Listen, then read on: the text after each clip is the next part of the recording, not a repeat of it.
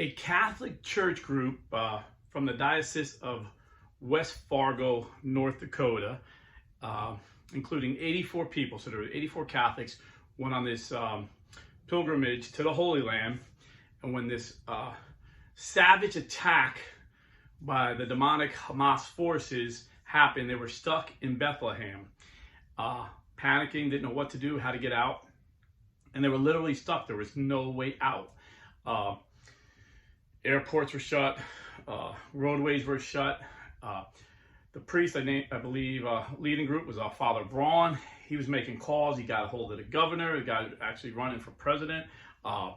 He got a hold of senators. He got a hold, and everybody was frantically trying to get this church group out of Bethlehem, and nobody could help. And then somehow the father knew someone who knew Mark Geist. And if you've watched the movie 13 Hours, if you haven't, I recommend it. It's a great movie. It's the true story about these military contractors that were protecting an embassy, and the terrorists over there in Benghazi killed the ambassador, and because it was a secret operation, Obama left these guys to die, and they survived, and they were heroes, and they are warriors, and they know the Middle East very well. And somehow one of these guys, his nickname in the movie was Oz. I think that, they used their real names. I believe his real name is Oz, his nickname. Somehow they got a hold of Oz, and although Oz couldn't physically get there to rescue them, he guided them out. He made phone calls, told them where to go, what to do, and I'm sure this is all secretive, so we don't have the logistics, but basically he was sending them to people he knew, that knew people, and this Catholic church group, by the grace of God, is home with no injuries, all 84 of them.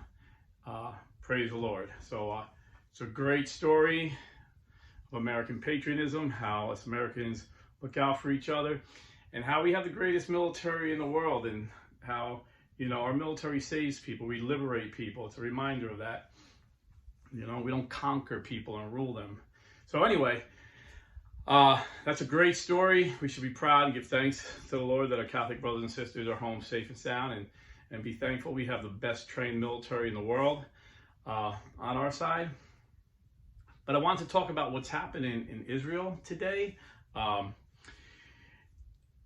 The news is reporting there's 2 aircraft carriers in the region, and there's 300,000 Israeli troops on the border ready to go into Gaza. And the way the reports, are talking about it, like, oh, these 300,000 troops went to invade, but then Hezbollah started attacking and they stopped.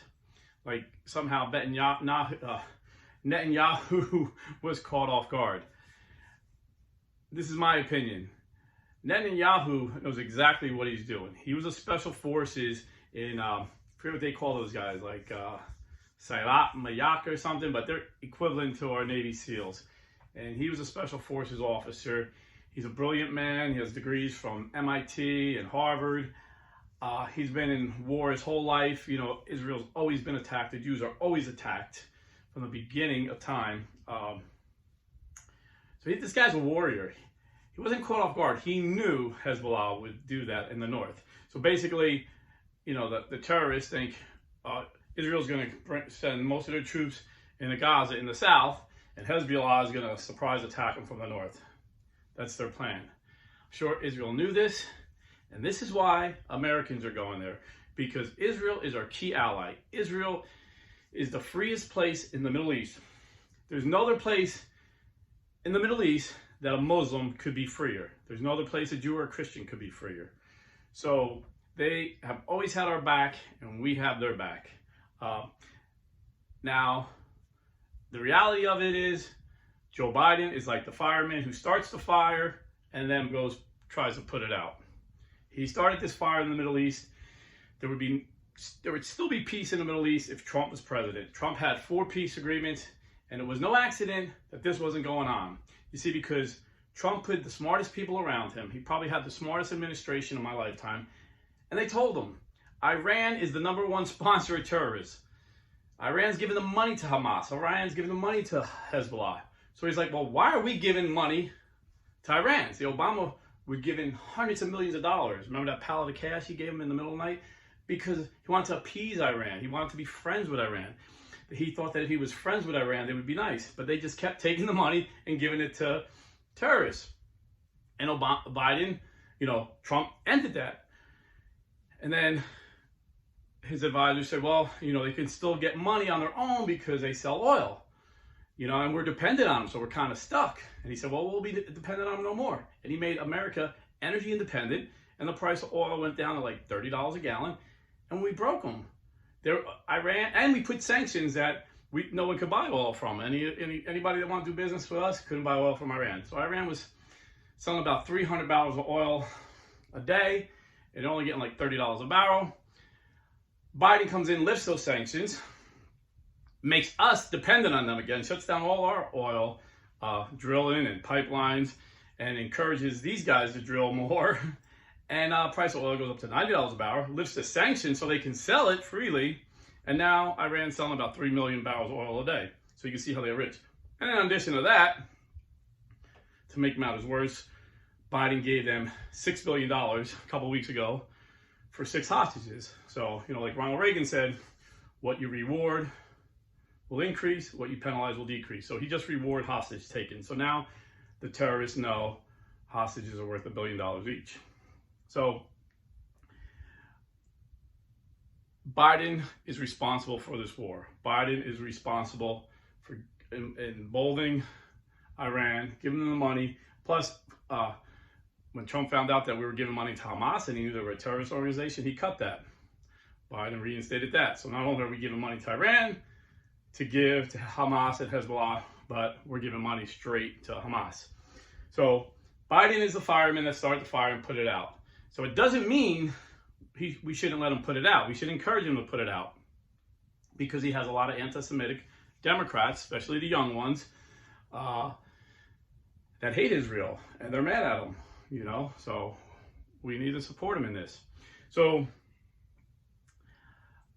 I think the strategy is this. The strategy all along was Netanyahu was going to bring his troops up to the line. And then he's going to draw the cockroaches out of the north, Hezbollah, so we can see what they got. And then when the time is right, whenever Netanyahu decides, he's going to go in on the ground force, and our 2 aircraft carriers are going to light up Hezbollah. That's about 120 jets, fighter jets. They would just destroy they'll destroy them where they can't move. That's what I think the plan is. You say, man, Rob, we should be praying for peace. Yes, we should be. We should be praying for peace. But in Catholic teaching, there's something called the just war doctrine, and I'm going to read it straight out of the Catechism here in a minute, that justifies this war. And another reason Israel is waiting, they made it, I'm not going to tell them I'm going in today and going today. They made it seem like they were going in a week ago, and everyone's wondering why I haven't gone in. It's twofold. It's one, we're waiting for our aircraft carriers to get in a place to bomb the crap out of Hezbollah in the north so they can't come in while Israel's invading the south in Gaza.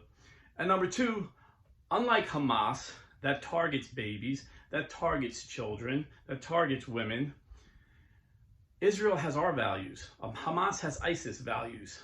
They have no value for life. Israel values life. And Israel's given the civilians time to get out. Unfortunately, Hamas is so evil, they're blocking the way out. And they want to use, and if you haven't been paying attention the past 20 years, it's very common, Hamas uses babies and children as human shields to protect themselves. And then when the babies die, they show the media, and then the media, like useful idiots, starts condemning Israel. And then you see these useful idiots in Harvard and New York University having die-ins and protests, calling for the killing of Israel, chanting like Nazi phrases, burn the Jews. These are our American college students. It's what they're learning in college. And Rashid Tlaib just leaded a whole group into the Capitol. It looked very much like what Trump's guys got charged on January 6th. He let them in there by repeating lies of the terrorists. So the terrorists say the other day that Israel bombed the hospital. Israel says, no, it was a terrorist bomb. So who do these young Democrats and these useful idiots in college and the media believe? The terrorists. It's like believing a Nazi. It's like believing Hitler. Like, what is wrong with these people? And that started riots around the world. And as a side note, I'm going to tell, and I'm going to show you in the Catechism, you have this right, protect yourself, arm yourselves, because they're calling for jihad. And, with Biden having the open borders, and this ain't just my opinion, this is, Border Patrol representatives saying the borders is the least secure. We've had the most border crossings in the history of America under Biden. And we had the opposite. We had the most secure borders under Trump. So I'm saying, be prepared, because they're calling for jihad. And, America is a nation of immigrants. We're a melting pot. That's what makes us so awesome. My grandparents came from Italy and Ireland. But we have to know who's coming across. Border Patrol just this week alone caught several Iranians, Lebanese, Syrians. We don't know they're terrorists, but we don't know they're not terrorists. So, prepare yourself. If you live in a red state like Florida and you can carry a weapon, learn how to use it. And if you don't live in a great state that allows it, go to realestateforlife.org and get a pro-life realtor and tell them you want to move to a free state in America. And not only that, learn how to use a knife, because if it's close quarter combat and you got a gun, you don't want them, they could grab your gun. But if you pull out a knife, they can't grab the knife or they're going to get cut. They're not going to grab the knife. And that'll give you enough time, if you know how to use a knife just a little bit, basics of a knife fight, it'll give you enough time to back up to get your gun. Or just learn, close quarter, empty hands, self-defense, always go for the throat, the eyes, take out the knee, the groin. If you can get behind him and take out his Achilles heels, he ain't getting back up, So, and if you smoke, quit smoking, whether it's a cigarette or a cigar, like Rocky Marciano said, fatigue makes cowards of us all. I don't know if you've ever been in a fight, but if you get out of breath, you're done. You're done. And, fighting a terrorist, he's not going to let you tap out. No, you're going to tap out when he sticks a knife through your throat. So be prepared, and I'm going to give you the Catechism to back me up that we're allowed to, defend ourselves and our family. It's our duty, actually. And as far as the just war, if you listen to some of these young Democrats like Rashid Tlaib and AOC and Ilhar Omar, you would think Israel's the bad guy. Let this be clear. Hamas is no different than Nazi Germany. And we said never again. And they're trying to make it again. We got to stop this now. We have to stop it completely. These Hamas terrorists are no different than the Nazis. These are Arab Nazis. They are no different. In fact, they may even be more demonically possessed than the Nazis. And everybody, you heard the reports, you see the news. I'm not going to repeat the horrible stories. But these people are evil. This is evil. This isn't the Israeli people against the Palestinian people. This is a terrorist organization that's worse than ISIS against Israel. And Israel is the good guy. You can't equate that. It's an equal fight. It's not equal. It's good versus evil. And we need to stand up with the good guys, Israel. And I really think when Israel goes in on the ground, our Navy jet fighters are going to take care of Hezbollah in the north. That's my opinion. Now, as far as what the Catholic Catechism says about self-defense, what I was talking about, having a knife or a gun or learning how to fight, and quit smoking. Catechism, paragraph 2264. This is the Catechism of the Catholic Church. Love toward oneself remains a fundamental principle of morality. God created you, so love yourself. God loves you, so you should love yourself. Therefore, it is legitimate to insist on respect for one's own right to life. Someone who defends his life is not guilty of murder, even if he is forced to deal his aggressor a lethal blow.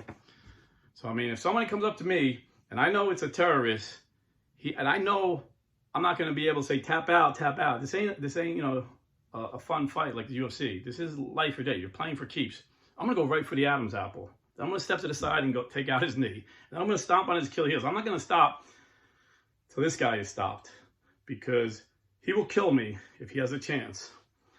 So you have that right to defend yourself. It's your duty to defend your family. And as far as war, unfortunately, a lot of innocent people are going to be killed because Hamas does not want peace. Hamas's charter says their number one goal is to kill every Jew and wipe them off the face of the earth. From river to river. And you hear these Harvard students chanting that. They're chanting a Nazi Hamas chant. River to river, river to river. We will throw them river to river. And the same thing with Iran. Iran's constitution said their number one goal is to annihilate Israel and throw all Jews into the sea. So there's no peace with these guys. You have to defeat them. And I'm confident that the Israelis have the army that can go into Gaza and annihilate ISIS the same way the United States annihilated ISIS and Al-Qaeda. And I believe that we'll annihilate Hezbollah in the north as well. So what does the Catechism say about avoiding war? 2307. The fifth commandment forbids the intentional destruction of human life, like Hamas did. Because of the evils and injustices that accompany all war, the church insistently urges everyone to prayer and to action so that divine goodness may free us from the ancient bondage of war. And then 2308.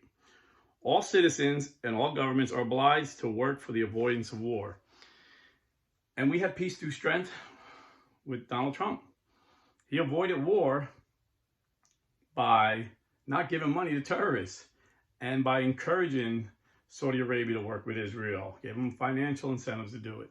Same thing with Qatar and Bahrain and Morocco and Sudan. They made all these peace deals. Trump incentivized them, and he froze out Iran, the largest supporter of terrorism in the world. But Biden lit the world on fire by lifting all of Trump's sanctions and giving money to the terrorists. So, however, as long as the danger of war persists and there is no international authority with the necessary competence and power, governments cannot be denied the right. So Israel cannot be denied the right of lawful self-defense once all peace efforts have failed. Well, like I said, under Trump there was peace. He had the Abraham Accords where we had 4 peace deals and he was working on more. Hamas wanted nothing to do with it. Instead, Hamas brutally butchered babies, children, women. These people are pure evil. And then 2309. The strict conditions for legitimate defense by military force requires rigorous consideration. The gravity of such a decision makes it subject to rigorous conditions of moral legitimacy at one and the same time. You have to figure this. The damage inflicted by the aggressor on the nation or community of nations must be lasting, grave, and certain. What Hamas did was lasting, grave, and certain. And if they don't stop them, their charter says they're going to keep going until every Jew is killed. So it meets that requirement. All other means of putting an end to it must have been shown to be impractical or ineffective. You can't talk to these people. It's impractical. These people are pure evil. They kill babies. They behead babies. How do you talk to someone like that? The danger, there must be serious prospects of success. I believe we will have success here. I believe Bibi Netanyahu is a brilliant man. I believe he's a warrior. He's, like I said, he was a special forces officer, and he's prepared. And I think the plan they got, you're going to have Israel go in the south, and we're going to take care of business in the north. And I think it will be successful. America was successful in our war on terror. You know, after 9/11, everybody thought that we were going to be like Israel, who got bombed every week. But when we went after them, they were on the run, so they couldn't get us. And we annihilated them. ISIS, Al-Qaeda are no more. And we're going to do the same thing with Hamas and Hezbollah, I believe. I believe that. So I believe we meet all the requirements of a just war, according to the Catholic Catechism.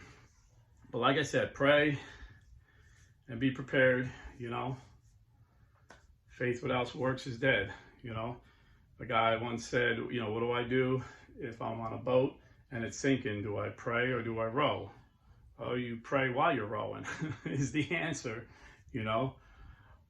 We gotta support Israel, and we gotta free up them to do what they know militarily they need to do, but we need to pray for peace, and we need to pray for the innocent lives that are affected by this.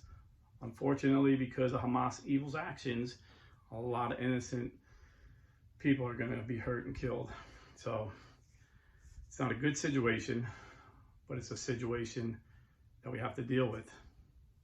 So God bless, stay Catholic, and love life. And if you love life and you're buying real estate, go to realestateforlife.org and do business with a pro-life Catholic real estate company. God bless.